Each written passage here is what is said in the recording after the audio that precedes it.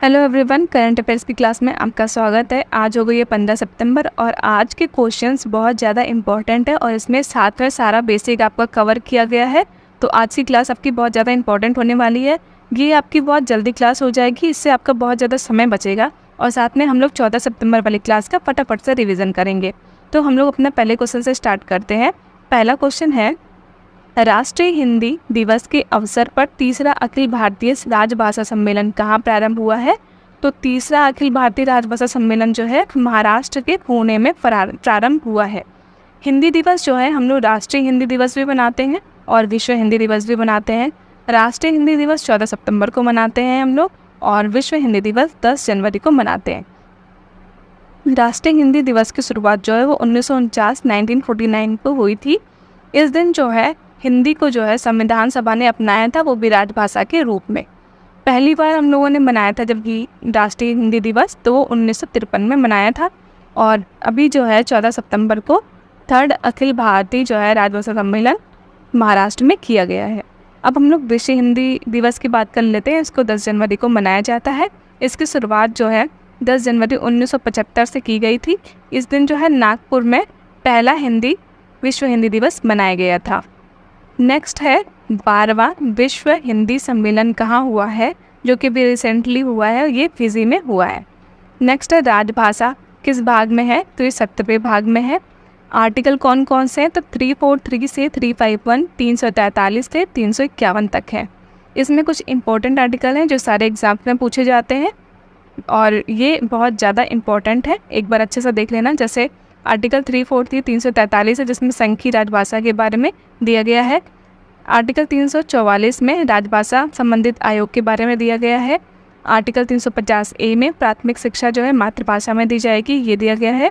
और आर्टिकल 351 में जो है 351 में हिंदी का विकास के बारे में दिया गया है। नेक्स्ट है 8वीं अनुसूची में कितनी भाषाएं मूल संविधान में थी? तो 8वीं अनुसूची जब बनी थी तो उस समय जो भाषाएं थी मूल संविधान में वो 14 भाषाएं थी और वर्तमान में इसमें जो है 22 भाषाएं हो गई हैं। नेपाली, मणिपुरी, कोंकणी को जो है 71वें संविधान संशोधन से जोड़ा गया। सिंधी को 21वें संविधान संशोधन से जोड़ा गया और बोडो, डोंगरी, संथाली और मैथिली इनको जो है 92वें संविधान संशोधन से जोड़ा गया। तो कुल भाषाएं मिला करके 22 हो गई। नेक्स्ट हमारी जो शास्त्रीय भाषाएं हैं वो कितनी हैं? तो शास्त्रीय भाषाएं जो हैं वो हैं तमिल, तेलुगु, मलयालम, कन्नड़, संस्कृत और उड़िया। ये हमारी 6 जो है शास्त्रीय भाषाएं हैं। इसमें जो सबसे पुरानी है वो है तमिल और जो नई है वो उड़िया है। नेक्स्ट है देश में खोजे गए क्लैड 9 वायरस का संबंध किससे है? तो क्लैड 9 का संबंध जो है चिकन पॉक्स से है। क्लैड 9 जो है जो वेरिसेला वायरस है, इसका एक वेरिएंट ही है। इसमें जो है चिकन पॉक्स होता है, यानी छोटी माता होती हैं जो कि शरीर पर लाल चकत्ते पड़ जाते हैं।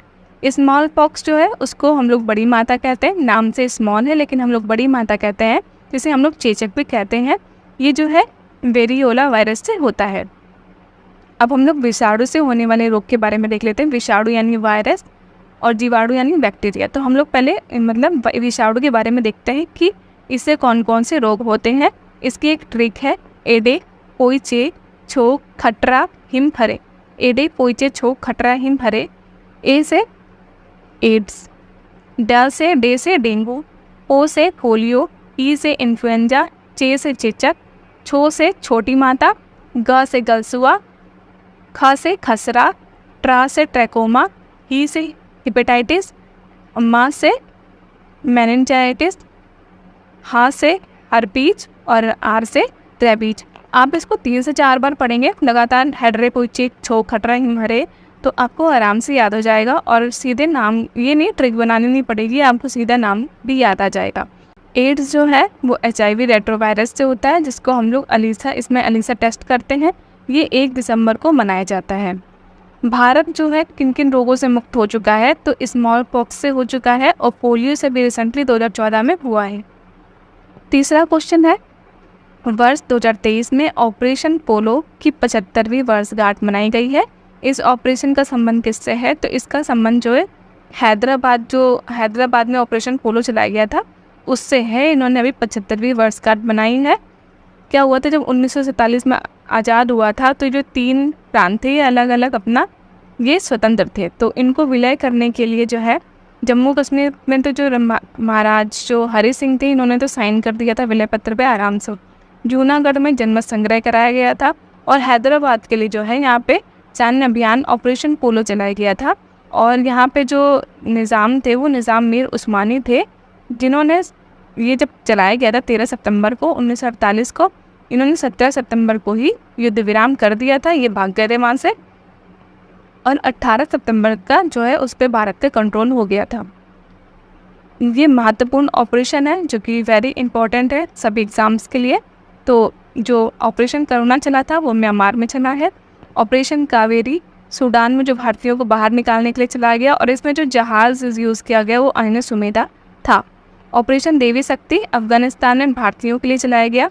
ऑपरेशन जीरो आवर जब 1942 में भारत छोड़ो आंदोलन की शुरुआत हुई थी उसको हम लोग ऑपरेशन जीरो आवर कहते हैं। ऑपरेशन मेघदूत जो है सियाचिन में 1984 में चलाया गया।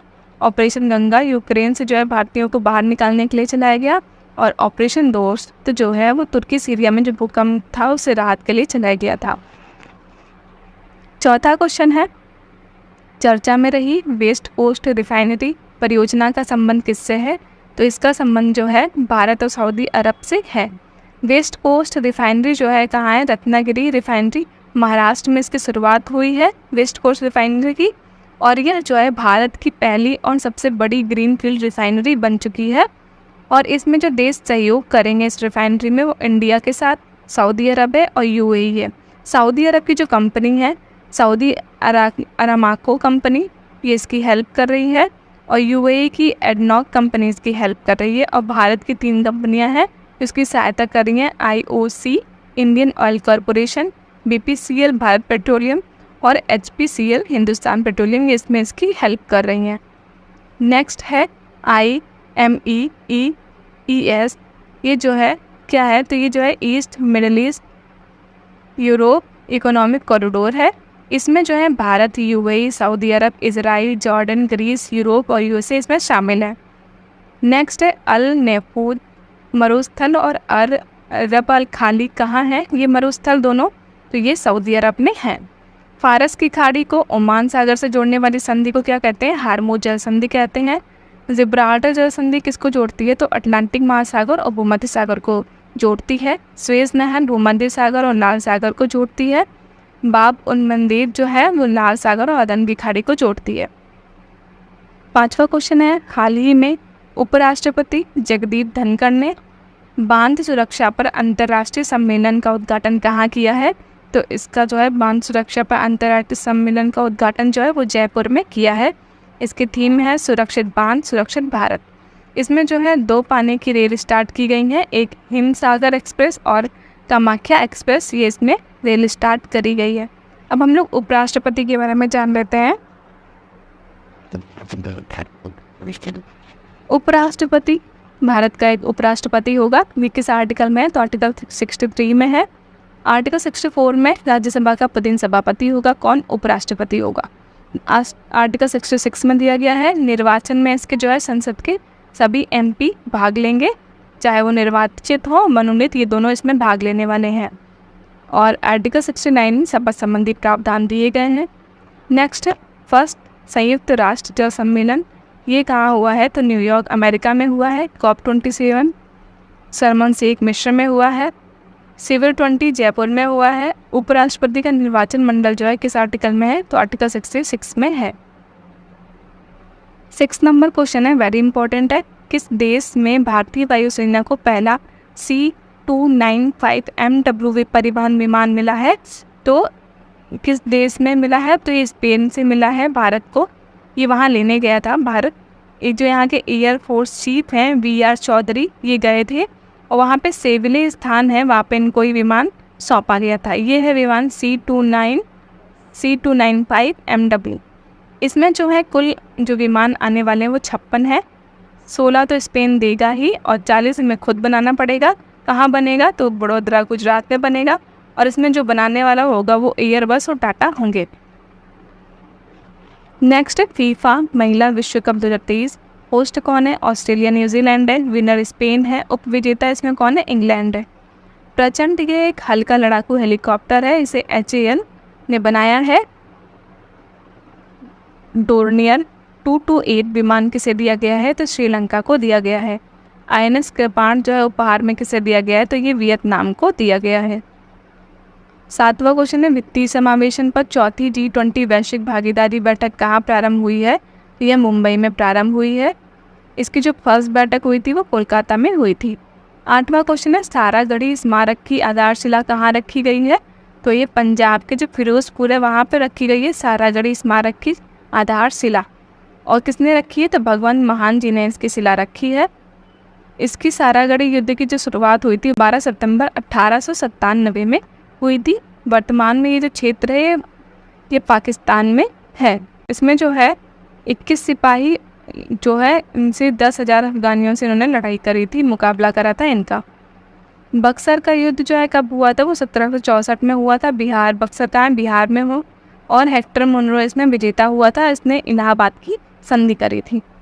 नेक्स्ट है 9वां क्वेश्चन, अमेजन वेब सर्विसेज ने क्लाउड टेक्नोलॉजी और AI क्षमताओं को बढ़ाने के लिए किसके साथ साझेदारी की है?